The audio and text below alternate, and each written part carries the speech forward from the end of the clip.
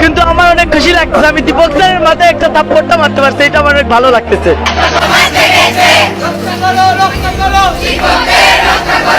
শিক্ষার্থী এবং উপদেষ্টাদের মধ্যে বিরোধ বেড়েই চলেছে। শিক্ষকদের পদত্যাগ করানোর প্রশ্নে শিক্ষার্থীরা বিক্ষোভে ফেটে পড়েছে।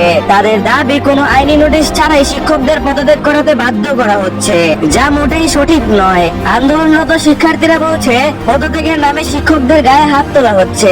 আমরা যদি শিক্ষার্থী হয়ে আইন নিজের হাতে তুলে নেই, তবে আমাদের আন্দোলনের কোনো মানেই থাকবে না। এক উপদেষ্টা বলছেন অসৎ শিক্ষকদের পদত্যাগ করানো হবে, কিন্তু শিক্ষার্থীদের প্রশ্ন, তোমরা সমন্বয়করা কে যে শিক্ষকদের পদত্যাগ করাতে বাধ্য করছো?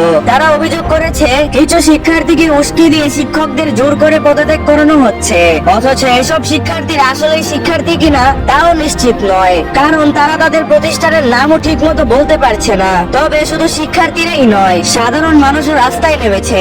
ইতিহাস পড়ে দেশের প্রতি ভালোবেসে দেশকে ভালোবাসবে, এই দেশের জনগণকে ভালোবাসবে, তা এখন থেকে না উল্টা। তাদের অভিযোগ 26 লক্ষ ভারতীয় সরকারি চাকরিজীবী আছে, কিন্তু কোথায় আছে তাদের দেখাতে হবে। কিছু জায়গায় শিক্ষকদের গুজব ছড়িয়ে পদত্যাগ করানো হচ্ছে এবং তাদের অপমান করা হচ্ছে। এই পরিস্থিতি দেখে মনে হচ্ছে দেশে অন্যায় বন্ধ না হলে আবারও বড় ধরনের আন্দোলন হতে চলেছে। আমার চাকরিটা কেন যাবে? আমার অপরাধ কি? তারা আমাকে উত্তরে বলে আপনার কোনো অন্যায় নেই।